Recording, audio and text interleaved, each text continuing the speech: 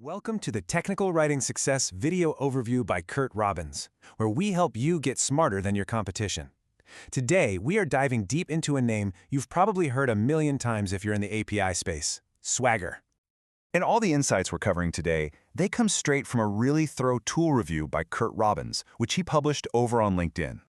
You know, the article kicks off with this analogy, and it's just perfect. It really hits the nail on the head, doesn't it? You can build the most incredible, powerful service in the world, but if nobody can figure out how to use it, what's the point? It's just sitting there, completely useless. And that's what we're talking about with APIs, right? They're that invisible but absolutely essential connective tissue of all modern software. They're the messengers zipping back and forth, letting all our different apps and systems talk to each other. Honestly, without them, our digital world would just grind to a halt. So, how do we tame this wild world of APIs and make them easy for everyone to use? Well, that's exactly where Swagger steps in. It's not just one thing, it's a whole suite of tools designed to bring some much-needed order and clarity to the API madness. Okay, now this slide is super important because it clears up something that confuses a lot of people. You'll hear Swagger and OpenAPI thrown around like they're the same thing, but they're not. Think of it like this. The OpenAPI specification is the blueprint. It's the set of rules, the standard itself. Then you have the Swagger tools, which are maintained by a company called SmartBear. That's the actual tool set you use to build things based on that blueprint. And that tool set has three main parts that all work together beautifully. First up, you've got the Swagger editor. This is where you actually design your API's contract, which is just a fancy way of saying you're defining exactly how it's supposed to work. Then there's Swagger UI, which is honestly kind of magic. It takes that contract and turns it into these amazing interactive documents. And last but not least, you have Swagger CodeGen, which is a powerhouse for automatically creating code for you. So what's the big payoff for using this whole ecosystem? Well, the main benefit is that you create what's called a single source of truth for your API. It means everyone, your developers, your QA testers, and the people who are actually going to use your API, they're all working from the exact same playbook. No more confusion. Now, the article calls Swagger UI the crown jewel, and I have to agree. This is the real star of the show. It doesn't just give you a boring, static web page with text. No, it creates a living, breathing, interactive environment. A user can see every single function your API offers, we call those endpoints, and with the click of a button, they can try it out. They can make a live API call right there in the browser. It's brilliant. It turns documentation from something you read into something you do. And all of this enables this really powerful workflow called Design First.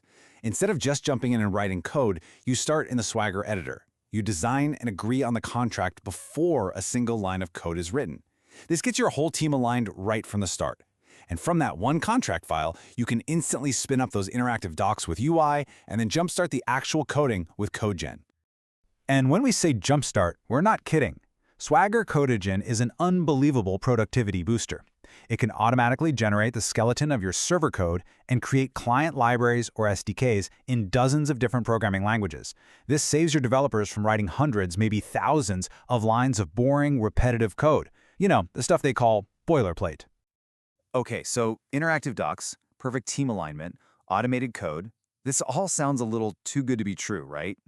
As with any tool this powerful, there are always trade-offs. So yeah, what's the catch?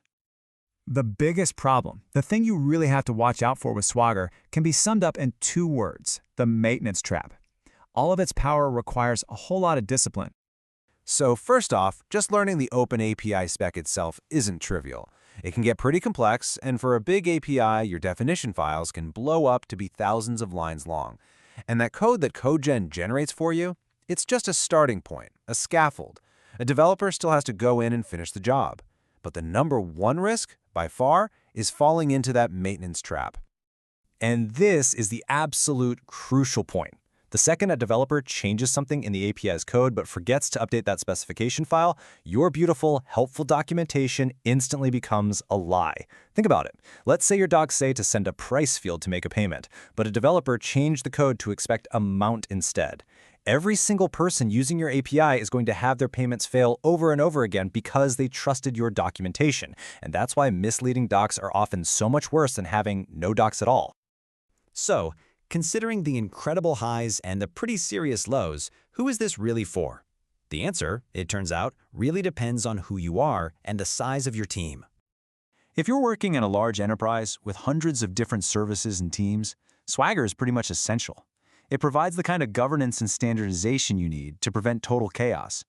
Yeah, the maintenance is a chore, but it's a small price to pay for that level of control and consistency. What about for startups and smaller companies? Well, if your main product is an API, then Swagger is a non-negotiable. That Swagger UI basically becomes your product storefront. And for other small teams, it's great because it forces good habits early on and lets you move ridiculously fast with tools like Codagen. And hey, even if you're a freelancer or a consultant, Swagger can be a secret weapon. Showing up to a client with a polished, interactive Swagger site, that screams professionalism. It becomes living documentation for them, and it even doubles as a way for them to test and sign off on your work. So if we boil it all down, here's the final takeaway. The Swagger toolset offers a tremendous amount of power. It can bring clarity, speed, and alignment to how you build APIs. But, and this is a big but, that power comes at a cost. It demands strict, consistent discipline to make sure that your documentation always tells the truth. Thank you so much for watching. This is where we help you get smarter than your competition. If this overview is helpful for you, please do us a favor and subscribe to the Technical Writing Success YouTube channel. We've got more deep dives into the tools and topics that are going to help you succeed. And finally, you can really help our community grow. Just take a second to like this video, leave a comment with your own thoughts or experiences, and share it with your network. We really appreciate it, and we'll see you in the next one.